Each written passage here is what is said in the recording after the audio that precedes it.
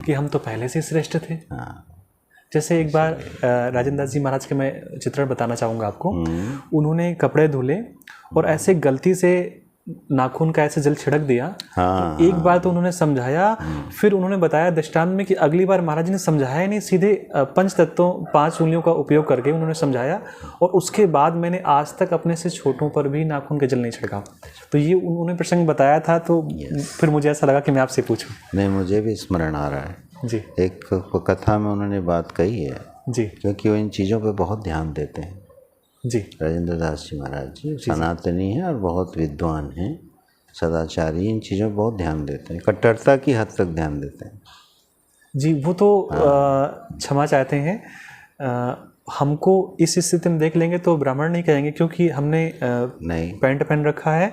वो कह देंगे नहीं, धोती पहननी चाहिए, व्यापारिक स्थिति में धोती नहीं पहनना है। ये नहीं, वो भागवत महाभारत जी का प्रसंग लाएंगे कि नहीं, अपने कर्म से नहीं अलग होना है। ऐसा नहीं कि आपका काम हो गया तो आपने धोती छोड़ दी और किसी के यजमान पंडित जी बनकर गए, धोती आपने पहन ली। और मैंने सुना है महाराज जी किसी के घर गए बड़े आग्रह पर, उसके घर में कुत्ता था। जी जी तो वहीं से बाहर से लौट गए।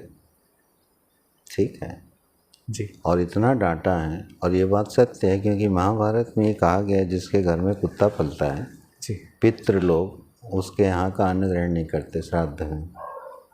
जी ये महाभारत का वचन है। जी जी अब इतनी कट्टरता से अगर हम पालन करें तो हमारे सबसे प्रिय बच्चे बैठे हैं जिन्होंने विवशता से, बच्चों की व्यवस्था से कुत्ते को पाल रखा है।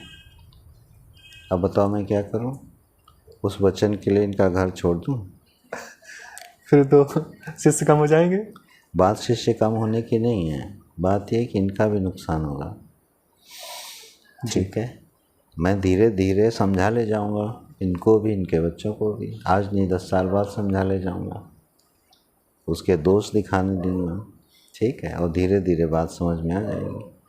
और मान लीजिए हम कट्टरता में गए और वो उसको पालन कर नहीं सकते, जी तो वो आप शास्त्र से दूर हो गए, आपसे दूर हो गए, सुधरने की संभावना खत्म हो गई ना।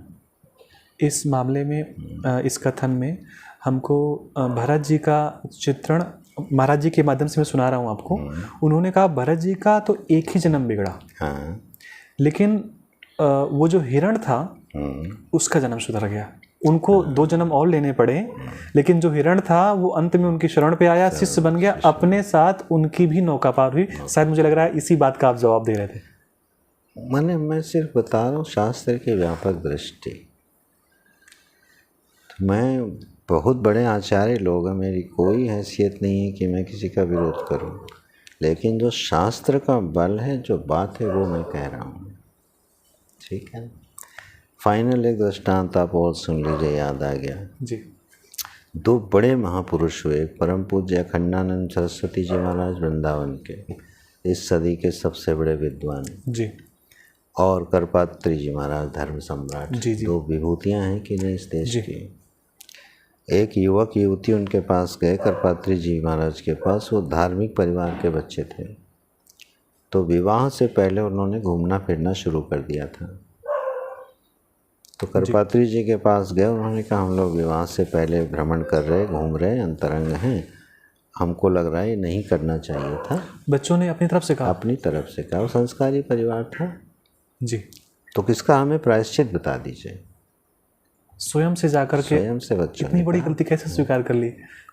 परिवार संस्कारी था, संतों का सानिध्य रहा होगा। तो करपात्री जी के पास गए, पावन प्रसंग में लिखा हुआ प्रामाणिक विषय है। ठीक जी है, करपात्री जी ने कहा कि तुम लोग चिता बनाओ, धान की भूसी जलाओ, दोनों जल के मर जाओ, और अगले जन्म में ही अब तुम मिलोगे।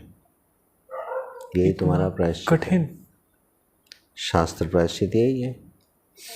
ठीक, फिर वो बेचारे डर गए, महाराज जी के पास आए। महाराज जी माने अखंडानंद महाराज जी के पास आए।